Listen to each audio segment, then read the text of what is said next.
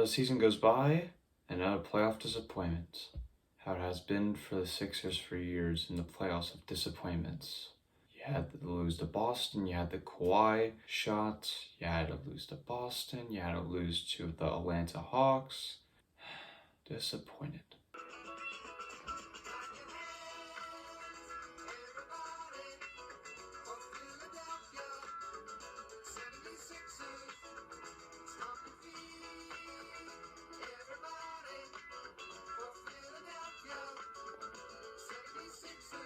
Hello folks, today I'll be discussing the Sixers season is over, of what has happened with the Sixers against the Hawks, and what they need to do in this offseason to improve and become a better team and win a championship. So to start things off, the Sixers lost to the Atlanta Hawks in 7 games. Disappointed and frustrated with this team. You had the number 1 seed, which gives you home court advantage, and Game 7 was at home, and you lost to Atlanta Hawks. You also blew so many chances to close out the series. You blew a 2-1 lead, an 18-point lead, a 26-point lead. You had it all the time, and you could have closed it out so easier in 5 games. You could have done it, but no, you couldn't do that. You couldn't do that because Embiid didn't know how to play defense in Game 7, where Clint Capella was running all over him, slam dunking him. Simmons couldn't shoot free throws, basically. He could only make 1 in a while. He needs to develop a mid-range jumper and show confidence because he's lacked confidence. Tobias Harris has got to be consistent with his shots and making them. The bench didn't show up much. There weren't really any good on the bench besides Maxey and one other guy, basically. Turnovers cost us in Game 7, I would say, with about 15 turnovers at least for the Sixers. That is points for the Hawks right away for them. Not capitalizing on your opponent's mistakes. Trae Young was doing terrible in Game 7, and they gave the ball to Kevin Huerter, who was on fire, but you've got to do a better job. Even if you lock up their best player, you got to do your job on offense and get the job done, but they didn't.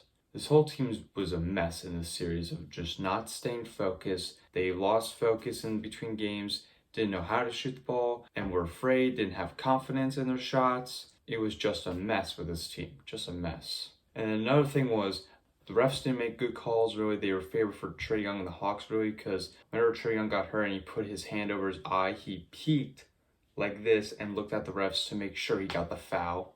Another one was John Collins giving Joel Embiid a headlock when he slam dunked, like here, and about choked him and slammed it, and Embiid got called for the foul on that. The only good thing, really, in this series for the Sixers was Embiid's offense. Curry was on fire. Simmons and Thibault's defense. I give credit to Joel Embiid playing the series with a right meniscus tear. That's very hard to play with, which that could hurt him a lot. So he wasn't able to do a lot in the paint in the series, but he was still doing a great job for the Sixers and keeping them intact. Another thing that occurred was Doc Rivers was terrible at having lineups in the game, where he had all bench for a lineup in some of the games. He didn't know how to switch players, of which one was right, which one was wrong, of who to put in a scenario. He didn't do that right at all, and he's done terrible in his Game 7s of history. If you look back his coaching history, he's done terrible in those. So Doc has got to do a better job at the lineups and help make his players stay focused and be aggressive and make the shots. So there's a lot of stuff that the Sixers have to work on in this offseason. So one of the things that has to be worked in this offseason for the Sixers is Ben Simmons has to be working on his shooting. He does not want to shoot the ball, really. He rarely shoots the ball. Not have a mid-range jumper. Doesn't have a 3-point shooting attempt at all, really. He rarely shoots the ball. And if he tries to shoot it, it'll be in the paint with a hook shot. Basically, that's all I ever see him does, or slams the ball, or does a quick layup. That's basically it. So he's got to work on that. And according to Brian Windhorst, it's reported that Simmons will not play for the Australia basketball team for the Olympics and will instead work on his shooting and skill development this summer. So the Sixers are going to be aggressive and help Simmons with his game of shooting, because the Sixers need Ben Simmons to shoot the ball. And I'm not talking 3-point jumper. I would like that, but I would like to see more of a mid-range jumper. That I would like to see, and we could also maybe see Simmons not be the point guard of this team, because Dr. Rivers mentioned that in his press conference. He might not be. So Ben Simmons can move to another spot on this team, or he might get traded for such. But Simmons is also comfortable with adjusting his shooting to going right-handed instead of left-handed, because when Simmons started playing basketball as a kid, his father made him dribble and shoot left-handed, which eventually made him terrible at shooting the ball, like we have seen in his time with the Sixers. He's done terrible at that.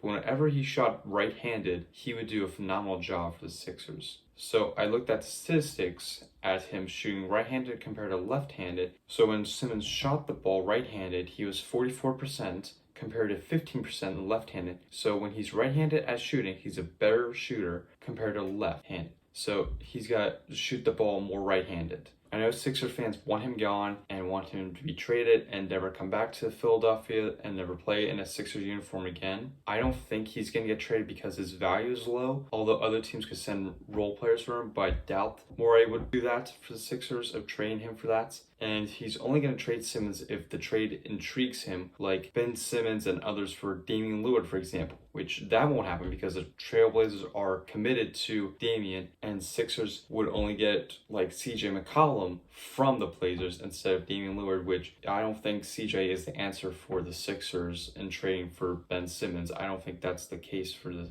Sixers to get him instead of getting rid of Ben Simmons for him. Joel Embiid needs to be careful with his injury after his meniscus injury he's played with in the series. He's got to be careful. Even though he's injury prone, just be very careful this offseason and into next season. Hopefully he doesn't have an injury at all, but I doubt that. I would also like the Sixers to re-sign Danny Green and Dwight Howard. I would love that because they were good role players for this past season. I would like the Sixers also to go after a star player, because I think if you get a star player, it's going to help the Sixers a lot more. And I'd be fine with the Sixers trade Ben Simmons for a star player. That I'd be fine with, but I doubt that would happen. A player I would like the Sixers to sign in for free agency, for example, is Kyle Lowry, since he's going to be a free agent and he's a Philly native. I would like him to come because I think he could do a phenomenal job with the Sixers and being that point guard for us, and could run the ball with us and move Simmons out of point guard and move him into another position while Lowry can shoot the ball and make plays with the Sixers and do a great job with us. And I expect Morey to extend Joel Embiid because he's eligible for a max deal because he made All-NBA second team, and the max deal would be for 4 years, $191 million, and it would start in the 2023-2024 season, according to Bobby Marks. It was fun watching the Sixers this season despite doing terrible in the playoffs.